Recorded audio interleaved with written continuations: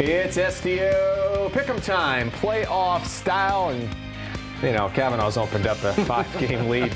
You see from last week, the fans actually have got a game on us. Maybe we can pick up a game this week as we take a look at 3 key games as we always do at this time. Coach back in studio to join us, and Ryan joining us live from out in Westlake. Okay, first game, and we talked about it earlier. We previewed it with the Duke.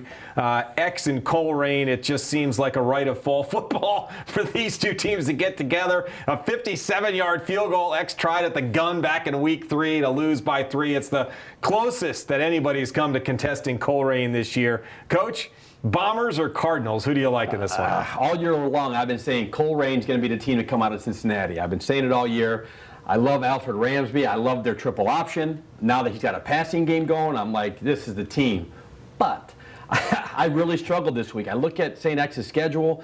I mean, they played probably one of not the toughest schedules in the state of Ohio. They're getting healthy, and Coach Speck in the playoffs. So I'm going against myself here, and I'm going to go with St. X. All right, and you know they do get Trey Kilgore back, who has been one of their big play, and they have not had him for most of the season. So just another weapon for Nick Tensing in that Bomber offense. Okay, let's send it out to the champ out there in muddy Westlake. Who do you like in this one, Rhino? X or Coleraine? Hey, great news for Coach Powers. He's going to get at least one win because he picked St. X, and that's who I like. But you're right. Coleraine has looked great with L.A. Ramsey, and but you got to talk about playoffs the second half of the season, and nobody prepares a team like Coach Speck does. Since 2005. St. X is 4-1 in the playoffs against Coleraine. We also know how difficult it is to beat a team twice in the same season. The only question mark I have for St. X is how beat up are they after the meat grinder the last 3 weeks they had of the season.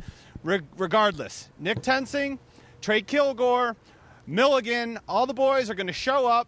And this time, I'm picking X to beat Coleraine by 3 points in this one. Yeah, I struggled with this one, guys, because I have been a St. X guy on the other side of you, and I agree with Ryan. It's just that, you know, it is tough to beat a team twice in the same season, let alone Coach Speck, who I think, and I have great respect for him, because I think he's one of the best in-game, big-game coaches we have in our state. But with that said, you know, all good things have to come to an end. Yes, 4 out of the last 5 years, it's been a win for the Bombers. I'm going to go with Coleraine. I think the Cardinals have been clicking all season long, and I think if X can control the football, I think this is going to be a really close game. But I'm going to go with Coleraine. What do the fans say? Which way are we going this year? And it's X across the board. So I am on the outside and maybe picking up a game and maybe falling farther back. The next game, Patrick Henry at Northwood. It's a 2-7 matchup in Division 5, Region 18. It's actually a rematch of last year. Patrick Henry put up 49 on him, won 49-28. Who do you like in this one, Coach? Well, in this kind of weather, as I learned from Ryan's astute analysis, in this weather, it's easier to run straight than it is to cut. That's something I learned there. So I'm learning from the champ right now, so maybe I can gain a couple of games. But I like the combination of Patrick Henry's 3 running, you know, with Toby Hernandez, Calvin Palmer, and Galen Powers all combined for over 25 touchdowns on the year. And I think, again, this time of year, I say it all year, when it comes to week 11, it comes to running the football. So I'm going to go with Patrick Henry because they have such a well-balanced running game. Went with the 8 seed. Now you're going with the 7 seed. Rhino, who do you like in this game? Well, I'm glad to hear, Coach, that people are learning from me. Mike, you just said that you might fall behind. And I'm going to tell you, Mike, if you fall any further behind, you're going to be behind this screen that I'm on right now. Yes, maybe. Who do you like in the game? But in all seriousness, oh, you want to talk about the game? Okay. Patrick Henry is clearly the favorite here. They've played a much tougher schedule. A little birdie told me that their star running back, Toby Hernandez, may not be playing tonight. I don't think it matters. Gabe Jones and the rest of the running attack is going to lead the Patriots to victory. I'm going with Patrick Henry. Yeah, and I'm going to join out with you. Patrick Henry plays one of the toughest schedules in Division 5, and they're certainly playoff tested. They won the matchup last year. I like Patrick Henry. Again, this is not a team that you want to see in the first round. So I am going to go with the 7 seed. We'll go Patrick Henry. The first 3 of us, how do the fans vote on this week? They're going to go with Patrick Henry, so we'll go Patrick Henry. We'll go PH across the board. Finally, it's a 4-5 matchup in Division 1, Region 2. Hoover at McKinley. Who do you like, Coach? Yeah, another rematch. McKinley won the first game 27-24 in week 4. And the thing they did that so well in that game is they took away the big play. They made them go to long, bloody trail, as I say, And when you do that, you make teams make mistakes. They really did a good job of containing Eric Glover-Williams and Jeff Richardson, who can take it to the house at any time.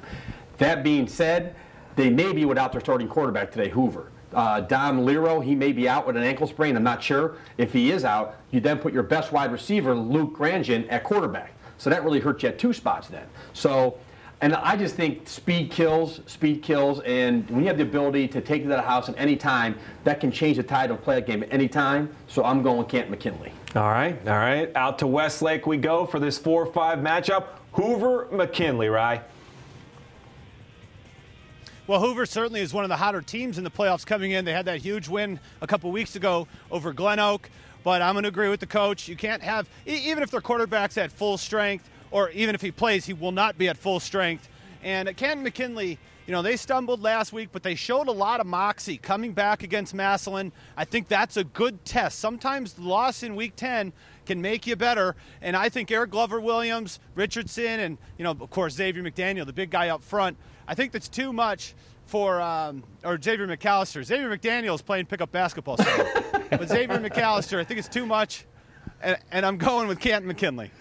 All right, I'm gonna agree with you guys. I think Eric Glover-Williams, Coach Phillips get it done. I like McKinley to beat Hoover in that matchup. And who do the fans like as we kind of round things out here? It's McKinley across the board. So all of us like McKinley. We'll see how it plays out. Rhino, thank you so much from Westlake. We will see you tomorrow night in our game here on STO. And don't forget, coming up 7:30 live here on Sports Time Ohio, Westlake against Madison Comprehensive. Frank Stams, Matt Underwood have the call of that one. And then Ryan Cavanaugh and myself live tomorrow night, 7 o'clock, Willoughby South against North Royalton. You'll get to see both of those here on Sports Time Ohio. For Brian Shapiro, for Coach, and Ryan and our entire STO crew, enjoy week 1 of the playoffs. We'll see you next week here on the Ohio High School Kickoff Show, brought to you by Rebel Wire.